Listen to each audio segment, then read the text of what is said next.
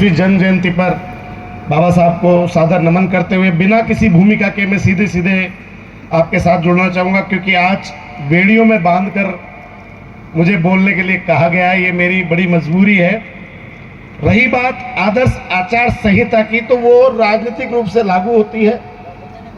मैं सामाजिक मंच पे सामाजिक आदमी समाज के लिए, तो मेरे हिसाब से आदर्श आचार संहिता की बड़ी चिंता नहीं होनी चाहिए। और चिंता उनको हो जो चुनाव लड़ रहा हूं, मैं तो चुनाव भी नहीं लड़ रहा, तो मुझे वैसे भी टेंशन नहीं है।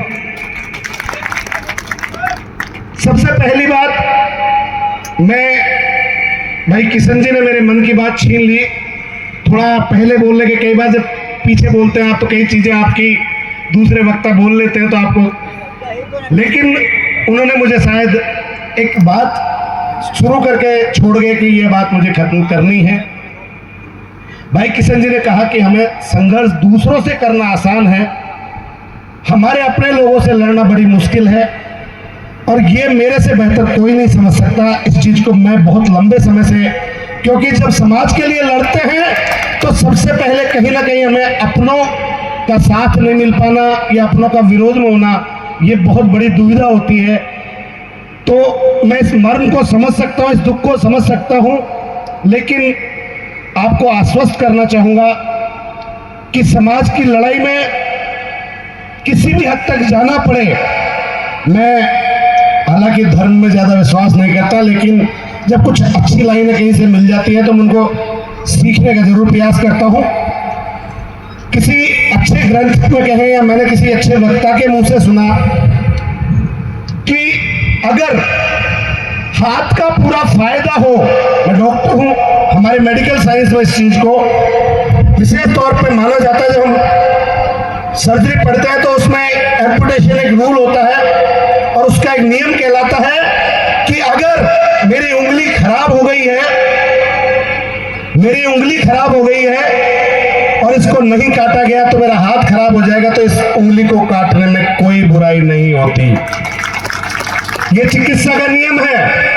अगर आपको पूरे हाथ को बचाना है तो उंगली को काट देना चाहिए, और अगर पूरा हाथ खराब हो गया है, शरीर को बचाना है तो पूरा हाथ काट देना चाहिए। ये चिकित्सा का नियम कहता है। तो अब आप सोच लीजिए कि अगर पूरे समाज को बचाना है तो जो हिस्सा खराब हो गया है उसको काटने में कतई संकोच नहीं करना चाहिए, फिर चाहे वो मेरा सगा भाई हो। लेकिन जहां बात मेरे समाज के हक और अधिकार की होगी, जहां बात मेरे समाज के आत्मसम्मान की होगी, उस समय सामने अगर सगा भाई भी खड़ा है तो उसके विरोध में कभी आपको पीछे हटने की जरूरत नहीं है, आपको मायूस होने की जरूरत नहीं है। और ऐसी परिस्थिति में मैं आपको पुनः कहता हूं कि बेखौफ रहिए, क्योंकि आपके साथ आपका भाई डॉक्टर राम मीणा बराबर से कंधे से कंधा खड़ा हुआ है। साथियों, बहुत सारी बातें होती हैं। मैं तो आते ही आज मूड में कुछ और था, पर वो कई बार याद दिलाया आदर्श आदर्श आदर्श, तो ज्यादा आदर्श में रह गया। बाकी मुझे आते ही लगा यार, आज तो मंच मुझे पिछले साल अम्बेडकर जयंती कार्यक्रम की याद आ रही थी, तो मैंने की पिछली बार मैंने कुंभलगढ़ में आयोजित कार्यक्रम में कुछ कहा तो बोले लोग बुरा मान गए, तो मैंने कहा यार कोई बात नहीं, आज आएंगे तो माफी मांग लूंगा, लेकिन मुझे आज देखा तो आज तो वो लोग ही नजर आते। तो इससे समाज को समझने की जरूरत है कि पिछले साल क्या माहौल था, लोग क्यों आए। ये मैं मेरे समाज को हर बार बताता हूं कि आप देखिए, उनको जब जरूरत थी आपकी तब वो आपके पास आए। अगर आपके प्रतिशत 1% भी आपके और बाबा साहब के लिए उनके मन में भाव होता 1% भी, तो आज वो कहीं ना कहीं किसी ना किसी जगह, कहीं ना कहीं किसी ना किसी जगह, अरे कोई बात नहीं, रैली कार्यक्रम छोड़िए, बाबा साहब को तो फूली चढ़ाने आ जाते। इतने बेशर्म, इतने नालायक तो नहीं है। हमारे लोगों ने दिल खोलकर लुटाया है, उसका तो कर्ज कम से कम चुका देते मौके पे आके। लेकिन इससे मेरे समाज को सबक लेने की जरूरत है कि किस तरह मेरे समाज का उपयोग किया जाता है। फिर मौका आ रहा है, फिर मौका आ रहा है, सोच समझ के काम में लेना,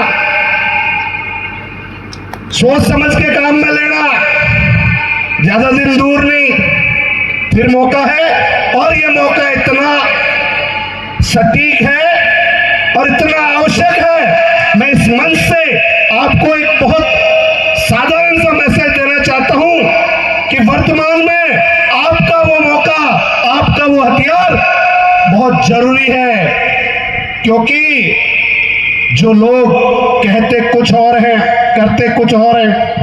कभी कहते थे देश नहीं बिकने देंगे, देश नहीं झुकने देंगे, हालात सब देख रहे हैं। अभी कल परसों मैंने तो एक अखबार में पढ़ा कि बोले अब संविधान को कोई नहीं बदल सकता, तो अब समझ लो होने वाला क्या है।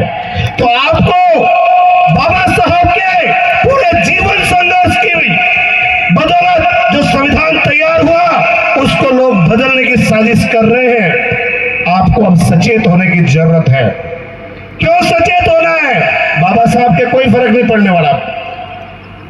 बाबा साहब को पूरा विश्व मानता है, उनके संविधान को बदल दिया जाएगा तो उनके ऊपर कोई फर्क नहीं पड़ेगा, फर्क किनके ऊपर पड़ेगा। इसलिए कहना जरूरी है, इसलिए ये कहना जरूरी है कि आपको सावचेत होकर काम करने की जरूरत इसलिए है कि बाबा साहब के संविधान को लागू होने के बावजूद, जब संविधान लागू है उसके बावजूद आप और हमारे साथ अत्याचार और भेदभाव उत्पीड़न होता है। अगर ये संविधान खत्म हो गया तो सोच लीजिए आपके साथ क्या हालत होगी, क्या हालत होगी। मैंने तो खैर किताबों में पढ़ा है, मैं बाबा साहब के मैंने बहुत ज्यादा ग्रंथ नहीं पढ़े, मैं बहुत ज्यादा बड़ा व्याख्यान नहीं दे सकता, लेकिन जहां तक मुझे